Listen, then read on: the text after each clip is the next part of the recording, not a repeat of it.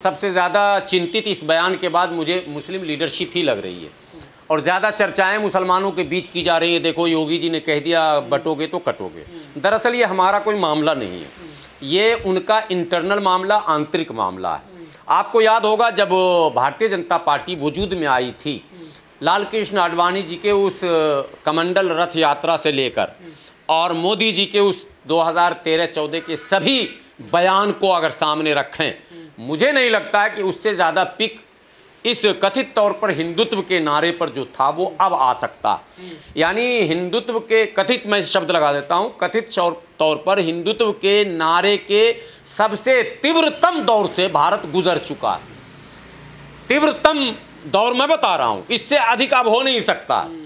तो इतना कुछ होने के बाद भी वोट जो भारतीय जनता पार्टी का है वो मात्र है 36%। अब सवाल ये पैदा होता कि भारत की आबादी में 100% आबादी में मुसलमान है 15% और माइनॉरिटी को अगर इंक्लूड कर देंगे 5% तो 20%। 80% नॉन मुस्लिम अर्थात हिंदू हैं। 80% हिंदू आबादी में केवल 36% जो है वोट भाजपा को आता है। मतलब 50% भी नहीं, 80 में अगर 100 में 40 आता तो 80 में आधा माना जाता। यानी कि हिंदुओं की कुल आबादी में केवल जो है 40% वोट भाजपा को मिला है।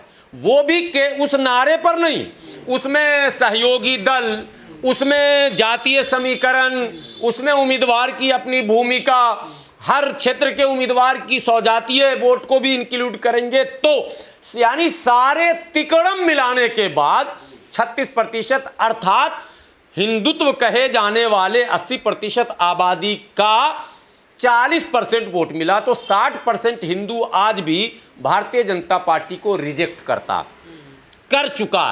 13-14 में किया, 19 में किया, 24 में किया, 17 में किया, 22 में किया, विधानसभा की बात कर रहा हूं। सब जितने इलेक्शन राज्य के देख लो या नेशनल देख लो, सब में रिजेक्ट है। इससे ज्यादा प्रतिशत कहीं वोट का इनके पास नहीं है। अब जब योगी जी को पता है कि हर उरूज का जवाल है, हर माने चढ़ाव का ढलान है, तो अब योगी जी ढलान की तरफ है। 2024 के लोकसभा में पूरे ढलान में चले गए थे। 80 में माने 50% सीट भी नहीं जीत पाए और योगी जी को लगा कि कहीं आने वाला जो 27 है वो हमारी राजनीति का अंत न हो जाए। तो इसके लिए क्या रास्ता है हमारे पास? तो यादवों को, पासवान को, जाटव को, क्या कहते हैं, धीमर को, कोयरी कुर्मी को, कच्छी को, क्या कहते हैं, यादव, इन तमाम जातियों को जो इनसे छिटके हुए हैं उसको हिंदू बनाकर कैसे शामिल किया जाए और उसको एक विशेष धर्म से खतरा कैसे दिखाया जाए, इसके लिए ये भाषण शुरू किया गया है। कटोगे तो बटोगे तो कटोगे। सच्चाई इसके विपरीत है। भाजपा में सटोगे तो कटोगे। अब तक यही इतिहास रहा है। भाजपा में सटा हुआ था, हाथरस का वाल्मीकि भाजपा में सटा हुआ था। वाल्मीकि समाज की बेटिया के साथ हाथरस में जो हुआ वो आपको पता है, दिल्ली में जो हुआ वो अभी पता है, अभी एक और घटना घटी है उत्तर प्रदेश में वो पता है, मध्य प्रदेश में पता है। जो समाज सटा हुआ था भाजपा में, वो शुक्ला जी जो मूत रहे थे आदिवासी के मुंह पे, वो भी वीडियो आपको याद होगा। सटोगे तो ऐसे ही मुंह पे मूता जाएगा, सटोगे तो कटोगे, सटोगे तो पीटोगे, सटोगे तो अपमानित होगे, सटोगे तो तुम्हारा आरक्षण छीना जाएगा।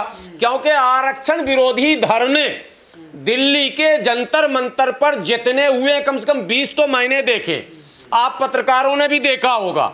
वो सारे स्वर्ण समाज, कथित तौर पर हिंदुत्व के रक्षक कहे जाने वाले लोगों ने ही आयोजित किया है। उसमें कोई भी मुस्लिम नहीं है। तो दलित को खतरा मुसलमान से कहां पर है? हमको जरा सा बताइए। हमें तो नहीं लगता पिछड़ों को, दलितों को। अच्छा, जितने चुनाव हो रहे हैं, कर्नाटका चुनाव हुआ तो गृह मंत्री ने कहा मुसलमान पिछड़े भाइयों, मुसलमान तुम्हारा आरक्षण खा जाएंगे।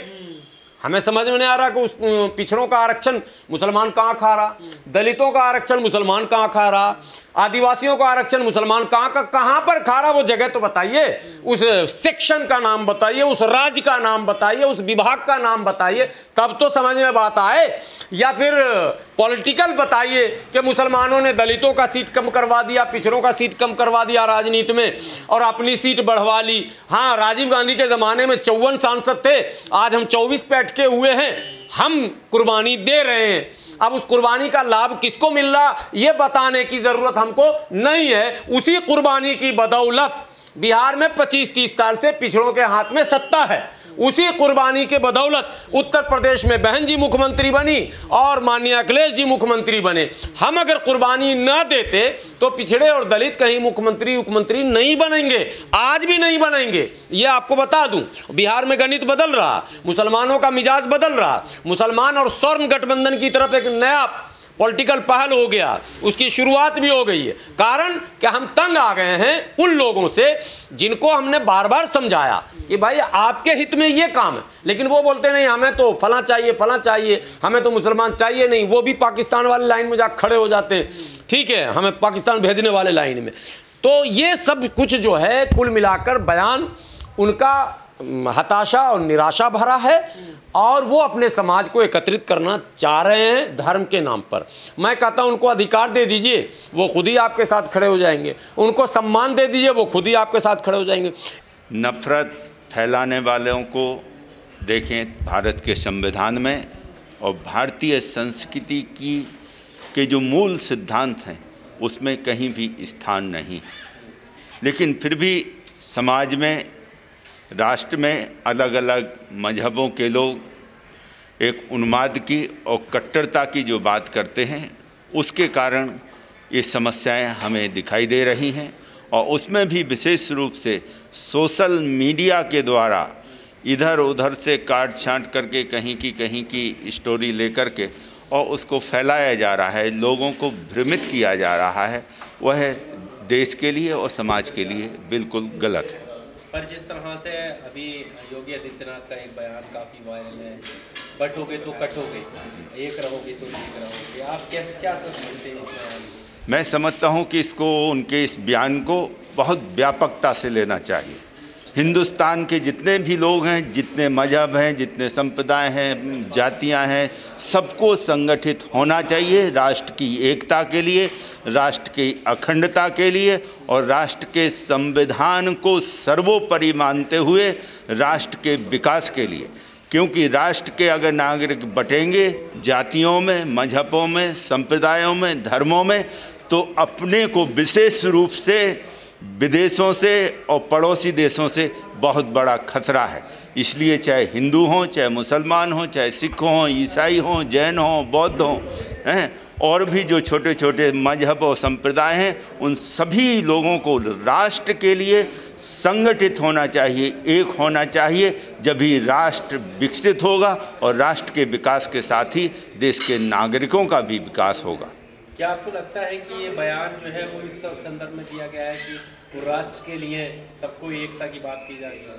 तो बयान किस संदर्भ में दिया गया, जिन्होंने दिया पॉलिटिकल नेताओं ने, वो जाने। लेकिन हम जो हमारी मीटिंग में बात चल रही है, वहाँ यही बात चल रही है कि हम एक रहें, हम नेक बने और समाज में, राष्ट्र में सर्वधर्म सद्भाव, समन्वय, शांति, सौहार्द और सह अस्तित्व की बात करते हुए अपने अपने मजहब पर, धर्म पर आस्था रखते हुए अपनी पूजा पद्धति को अपने धार्मिक स्थानों में करें।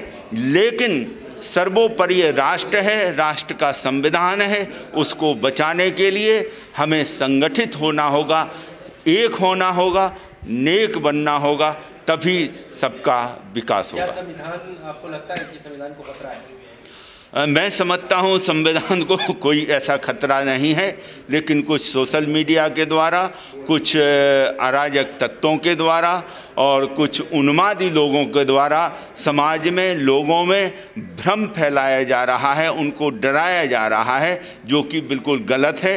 राष्ट्र उनका है, क्योंकि जिसका इस ज़मीन पर जन्म हुआ है वो हिंदुस्तानी है, और जो हिंदुस्तानी है उसके विकास के लिए हमारा जो संविधान है उसको पूरी स्वतंत्रता देता है, उसको पूरा सहयोग देता है और संविधान के दायरे में रख के उसको पूरी तरह से, जो खास करके मानव अधिकारों की बात है, जो आज जैसे बात चली, तो मानव अधिकार क्या है? अपने अपने मजहब, संप्रदाय, धर्म की अपनी इबादत करें, अपने पूजा पाठ करें, अपना ध्यान करें, जो भी उसके लिए पूजा पद्धतियाँ हैं वो करनी चाहिए।